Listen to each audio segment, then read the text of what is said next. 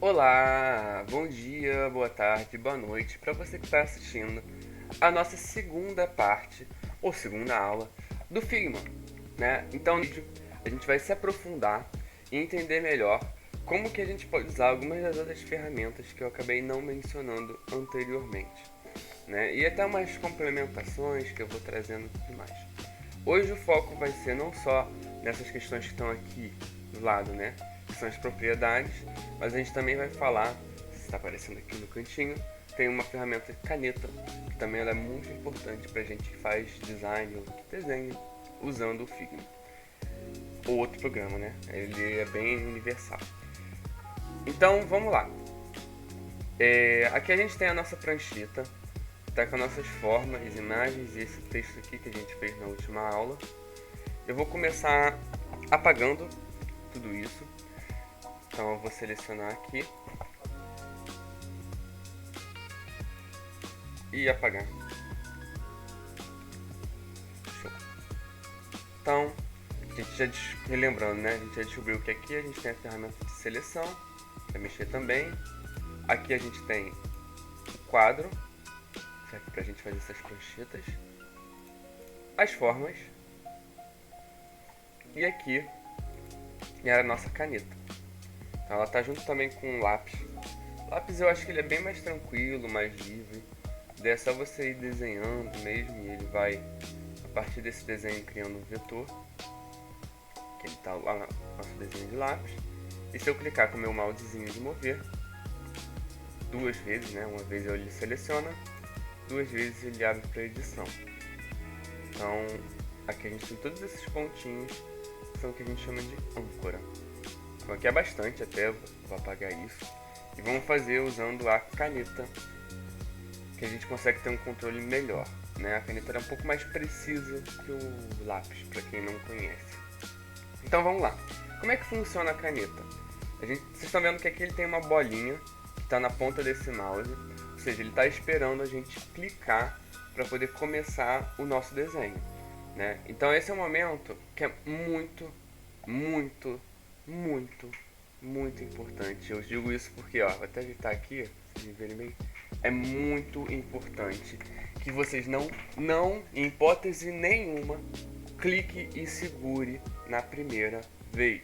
O que isso quer dizer? Então, quando a gente vai começar a usar a caneta, sempre dá só um clique simples, né? Depois vocês vão entender o porquê exatamente. Eu vou explicar aqui. Mas vamos lá.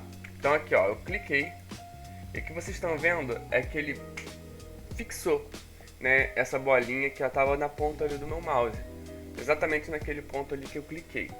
Então toda vez que eu for clicar, lembrando, é um clique simples, sem segurar, ele também vai fazer uma reta e vai posicionar um ponto onde eu selecionei com o mouse. Então a gente pode ir desenhando aqui, ó. Vou até fechar esse desenho. Então para fechar é bem simples, a gente vai clicar nesse último ponto aqui. Vocês estão reparando que ali do lado da canetinha está surgindo uma bolinha, né? Esses símbolos são exatamente para mostrar alguma ação diferente. Nesse caso de fechar. Fechou a forma aqui. Tudo lindo, né? E quando a gente clica e segura, o Gabriel, o que isso acontece? Então aqui a gente clicou para começar de novo. E agora eu vou clicar e segurar. Cliquei, não soltei. Agora eu vou puxar o mouse para o lado. Ainda sem soltar, tá? Eu não soltei, eu só vou soltar quando ele ficar como eu quero. Então aqui vocês estão vendo, eu vou puxando e à medida que eu vou puxando eu consigo alterar como que tá essa curva. Curva mais certinha, uma curva para cima, para baixo, para esquerda, para direita. Eu posso escolher. E uma vez que essa curva esteja do jeito que eu quero, digamos assim, ó, ele vai querer continuar essa curva. E às vezes é bom, às vezes não é. Então se eu não quero continuar essa curva, eu vou vir aqui nesse último ponto e vou clicar nele de novo. Então eu cliquei nele aqui de novo. Vocês estão vendo que agora a linha ficou reta. Então, enquanto eu clicar, vai ficar reto. Se eu clicar e segurar, ele vai fazer uma curva. Então aqui a gente tem essas duas formas muito belas, muito interessantes. E agora a gente vai falar um pouquinho sobre essa parte que está aqui em cima da minha cabeça. Não sei se está aqui para a direita, mas está por aqui em cima, que é as propriedades. Então, aqui, o que a gente consegue olhar logo de cara, ele tem um nome aqui falando caminho vetorial. Tem umas opções aqui que a gente vai ignorar por enquanto. Esse aqui a gente vai falar um pouco depois, talvez na terceira aula. Aqui a gente tem um alinhamento, que também é bem legal. Talvez eu fale sobre ele mais. Não sei se na terceira, se nessa aqui, eu vou pensar ainda. E o layout. Então o layout eu vou falar dele um pouquinho agora, porque ele é bem interessante. Vocês estão vendo que essas duas formas, elas acabaram ficando juntas. Então como se elas fossem uma forma só. Toda vez que eu clico e arrasto, ela vai. Isso é porque quando eu criei a segunda, eu ainda estava com a primeira meio que selecionada para editar, então vou virando uma forma diferente. Ok? Então essa daqui, a gente vê que ele tem um L, justamente de largura, e um A, de altura. Então aqui, ó, se eu aumentar ou diminuir, eu consigo mexer na altura desse objeto, vendo que é esse aqui, ó, até botar uma cor nele com preenchimento. Mas aqui, ó, na largura eu mexo também na largura. E aqui, se vocês forem observar, na direita da altura e da largura existe um botãozinho chamado bloquear proporção. Então se você não quer que ele fique atarrachado ou esticado, você clica aqui, toda vez que ele aumentar, ele vai sempre manter essa proporção. Então aumenta aqui do lado, é como se eu estivesse apertando o Shift, né, para manter a proporção. Aqui embaixo a gente tem também essa questão de opacidade, ou seja, o quão transparente ou não ele está. Se eu diminuir, ele vai se tornar mais transparente até desaparecer. E aqui ele fica bem opaco, né?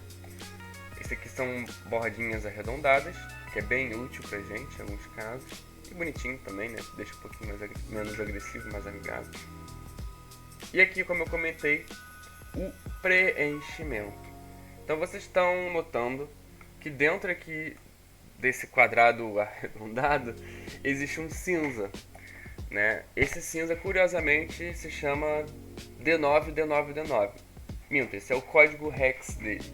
Então, se a gente souber o código de outra cor, tem como a gente clicar aqui e colar. Mas eu também posso clicar nesse quadradinho aqui, que está logo do lado, e vai abrir uma janelinha para que eu possa escolher uma cor. Então aqui eu consigo escolher entre um mais branco, né, ou seja, mais sem cor, um saturado ou um escuro. E a gente pode mudar aqui embaixo para outros tons, então um azul, roxo, verde, amarelo, tudo tá aqui. Além de novo, aparece um pouquinho aqui de opacidade, mas dessa vez é só para preenchimento. Então se vocês repararem, a linha continua aparecendo. E aqui embaixo é exatamente essa linha, o traçado. Então aqui no traçado a gente consegue editar dá pra ver porque ele tá bem fininho, né? Mas pra mudar a cor do traçado aqui, e aqui embaixo, onde está esse 1, pra mudar a largura dele. Deixa mais largo, agora eu consigo ver a cor dele bem quando eu mexo. Pra finalizar, aqui no traçado ainda tem essa opção central, né, que está marcado. E aqui também tem interno e externo. O que isso quer dizer? Vocês estão vendo aqui, ó, vou clicar 2 vezes. Existe essa linha que passa aqui. Nessa opção que a gente está no central, até fechar isso aqui, ele vai ficar exatamente no meio. A linha está exatamente no meio desse contorno que a gente fez aqui. Mas se eu mudar aqui, ó, para interno, ela vai para a parte de dentro. Então, ela termina na linha do contorno que a gente fez. E o externo, ele vai ficar só do lado de fora. Então, também é uma configuração aí que é bem útil. A gente acaba usando mais do que imagina. Ok. Para finalizar a nossa aula de hoje, eu quero falar sobre uma coisa também que é bem interessante, bem importante aqui dentro. E que eu já mostrei assim, superficialmente, que é quando a gente vai corrigir e manipular os pontos que a gente acabou de desenhar. Então aqui, quando a gente clica 2 vezes, em qualquer forma, pode ser nessa outra que a gente fez, ou pode ser nessa que a gente acabou de fazer, ó, clicar aqui 2 vezes para selecionar e 2 vezes para selecionar.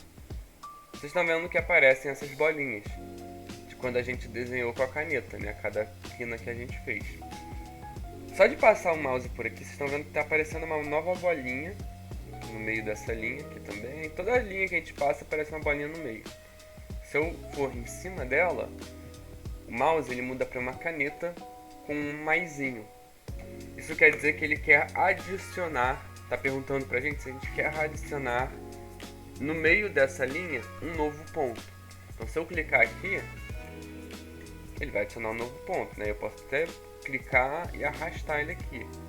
Então sempre que você fizer algum desenho e sentir que ele não está muito bom, se lembra disso, você pode corrigir ele depois. Ele não precisa sair perfeito logo de cara. Eu acho que essa é uma das ferramentas mais interessantes, né, que a gente pode usar quando vetoriza. Então, ó, a gente pode fazer um desenhozinho assim. Claro que aqui eu sempre posso adicionar mais pontos. Então, algumas outras dicas que também são interessantes nesse momento é que o Shift, que a gente usou na última aula, ele também ajuda a gente. Não só para traçar, ó, vou mostrar aqui. Se a gente quiser fazer uma curva, até nem curva, né, mas uma linha reta, ó, o Shift ele dá uma travada. Ele não deixa eu sair de algo muito reto. Tem mais inclinados, mas faz uma régua nesse sentido. E até quando eu vou fazer uma curva aqui, se eu apertar o Shift, ó, ele também mantém uma espécie de reta com ângulos bem específicos. Então isso é bem legal. Também serve aí pra gente fazer algumas coisas. Voltando aqui para os pontinhos, a gente tem algumas opções legais, como você tem a opção de clicar num ponto e editar o quão curvado ele é. Tá vendo aqui que aparece essa opção? Posso aumentar, uma empadinha ou diminuir. E a gente também tem uma opção de tirar esses pontos. Apertando Alt, vou clicar aqui para adicionar um ponto aleatório. E se a gente apertar Alt, tá, com a caneta selecionada, aí a gente consegue tirar. Então aparece um menuzinho. Se a gente apertar, ele vai remover aquele ponto. Vou remover aqui também. E também. E se eu não gostei, eu uso Ctrl Z para desfazer.